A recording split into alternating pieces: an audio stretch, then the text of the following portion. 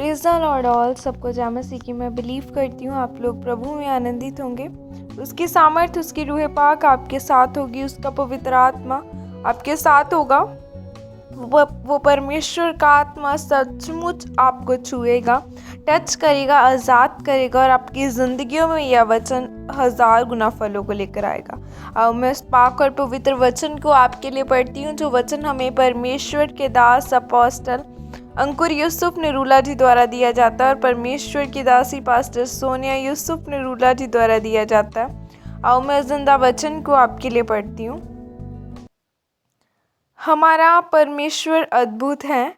जैसे कि पवित्र बाइबल निगमन 13 की 17 आयत में लिखा है, जब फिरौन ने लोगों को जाने की आज्ञा दे दी, तब यद्यपि पलिश्तियों के देश में होकर जो मार्ग जाता है वह छोटा था, तो भी परमेश्वर यह सोचकर उनको उस मार्ग से नहीं ले गया कि कहीं ऐसा न हो कि जब ये लोग लड़ाई देखें तब पछताकर मिस्र को लौट जाएं। हालेलुया। मेरे प्रियो, जब आप बाइबल को पढ़ते हो तो वचन में लिखा है कि हमारा परमेश्वर अद्भुत है। वह सर्वशक्तिमान परमेश्वर है, वह सामर्थी परमेश्वर है। और जब आप प्रभु में आने के बाद वचन को नहीं समझते तो शैतान आपके जीवन में अटैक करता है। जब एक सिपाही को फौज में भर्ती होता है और उसको ट्रेनिंग दी जाती है और उसे बताया जाता है कि चाहे तेरे सामने 100 लोग हो तो तुम 10 लोग हो तो भी तुम्हें उनसे लड़ना पड़ेगा, और अगर वो सिपाही मना कर दे तो उस पर कार्रवाई हो सकती है। मेरे प्रियो, वचन में लिखा है कि जो मिस्र से कनान तक रास्ता जाता था वो थोड़े ही समय का था, लेकिन परमेश्वर जानबूझकर उनको लंबे रास्ते से लेकर गया ताकि उनको चक्कर खिलाए। या चक्कर किसने डाला? क्या शैतान ने? नहीं, बल्कि यह चक्कर परमेश्वर ने डाला था, और परमेश्वर ने उन सब के मन के ऊपर अपना कब्जा किया, क्योंकि परमेश्वर जानता था कि अगर मैं यह आशीष इनको अभी दे दूं तो इनके मन में फिरौन का डर कभी नहीं निकलेगा। यह कनान में पहुंचकर भी इस डर में रहेंगे कि फिरौन हमें फिर से आकर न ले जाए।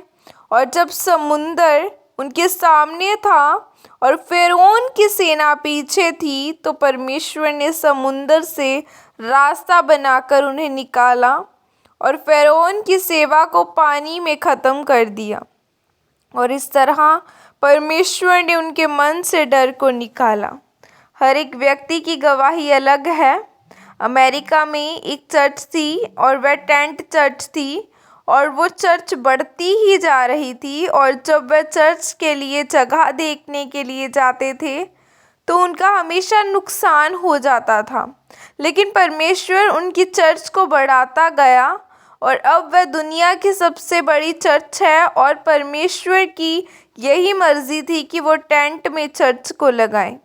दुनिया की सभी आशीषें आपके लिए हैं, लेकिन परमेश्वर आपको वो कभी आशीष नहीं देगा जिसके कारण आपका नुकसान हो।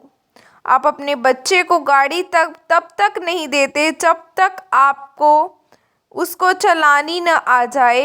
इसी तरह परमेश्वर है, वो कभी भी आपका नुकसान नहीं चाहता।